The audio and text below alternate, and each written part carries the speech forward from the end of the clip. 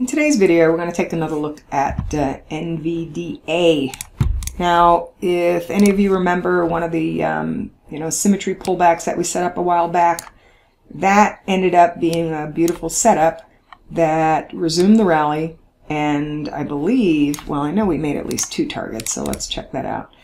If you took that swing into the zone at that point, okay, target 1272 was met at 196. Target number 2 was 204.20. Target number 3 was not met, but we did see at least, what, a $48 rally off of that area. Now, you have to remember that many moves tend to terminate at extensions of prior swings. This was definitely very extended on the upside, okay? And you did finally start seeing some more clear sell signals, including the 513 crossover on the daily chart to the downside. So once we broke the symmetry, instead of, just pulling back to maybe one of these projections, once we broke that, that voted for at least a deeper downside correction. So people want to know whether the rally is going to be over in this stock or not. And I have to tell you that I don't know for sure. But I can tell you that I do have definition of risk if you do want to look at the buy side of it. It doesn't have all of the moving averages on the right side. We are still currently above the 200, but in the past we were still above the 50, and we are not still above the 50. We are below it.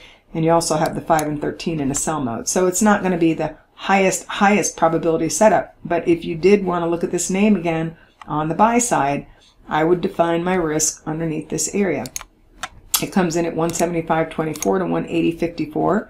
It includes a 786 retracement of one swing, a 618 retracement of another, and 2 100% projections of prior swings that would come from areas like this, taking a prior high to low, projecting it from another high, and all that good stuff.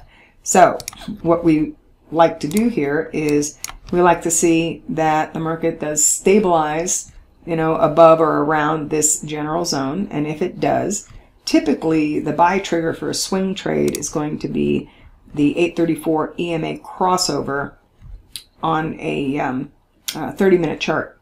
And that is typically, what I would use as a signal.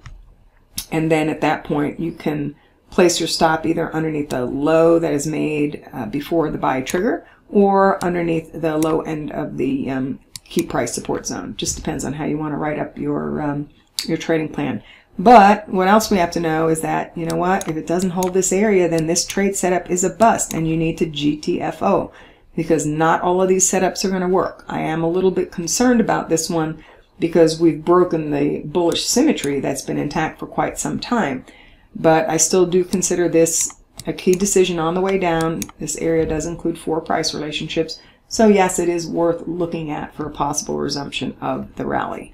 As far as any of the other trade setups, you can always do the trial for 30 days and see if it's worth looking at some of these setups. I know one of the recent ones I gave you was the electronic arts that gave us some really good parameters on the weekly chart.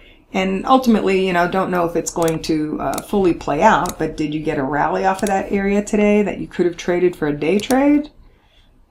Absolutely. Okay, it was only $5.56, but it was still a rally. So anyway, that's what I have for tomorrow, and yep, I'll see you around.